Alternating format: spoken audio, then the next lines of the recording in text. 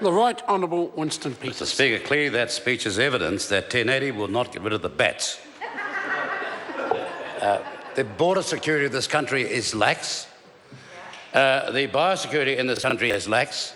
We've had more people with sniffer dogs, that is handlers, than dogs themselves, at a ratio of 2 to 1.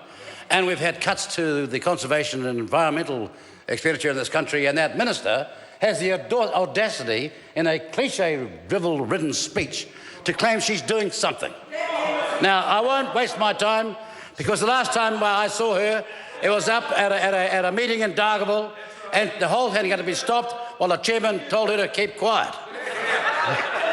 Now, let's start by congratulating Jack Martin of Paeatua, who's turning 100 years old this weekend.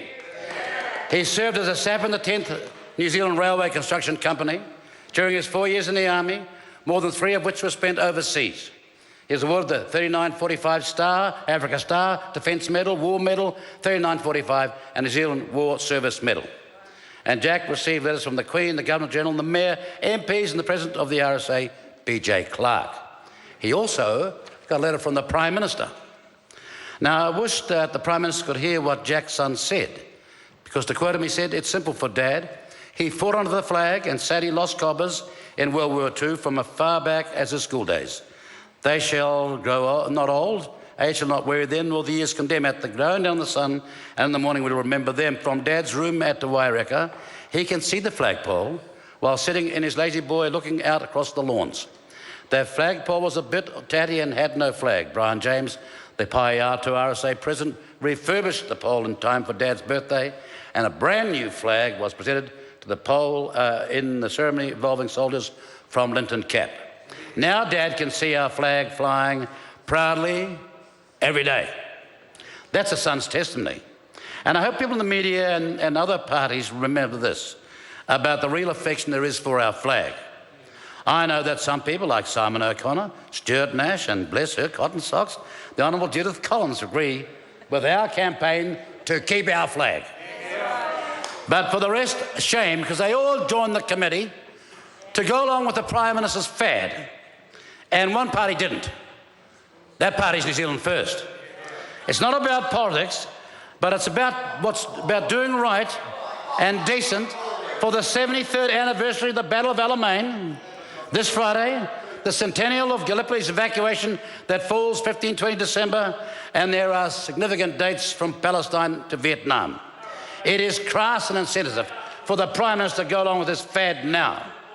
And for the benefit of Mr McIndoe, returned servicemen and women, Ron Mark included, know that there's a silver fern on our graves, but that it's a real fern on grey stone. None of those flag options has the unique botanical silver fern. That's how naive they are over there. It's not even offered to the people of this country. Now, and that is why New Zealand First has agreed that Mr Brownlee refused to grant a debatable motion on the 70th anniversary of the end of Second World War. Refused to grant it. And then he told the people of this country that the Prime Minister didn't know about this report, when the Prime Minister did. And it was all available 4 days before the Prime Minister left for Iraq, but the media were never given it. It's a sham. And the Euromile poll is clear as daylight on this matter. New Zealanders don't want to go along with the Prime Minister's latest fad and his gross waste of $26 million.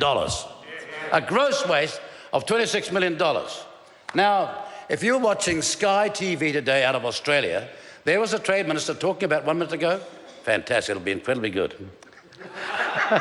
Talking about the free trade agreement China has just signed with Australia. Compare that with the one we signed. Compare the advantages they've got against what we got. Compare what they're going to get against what we negotiated. And then explain to me, if you're so much for free trade, why the China Free Trade Agreement is being renegotiated by the government as we speak. You see, we got I was the Foreign Minister and I made it public and clear we were not supporting it. So don't come here like a juvenile infant and make stupid statements like that, Mr Seymour.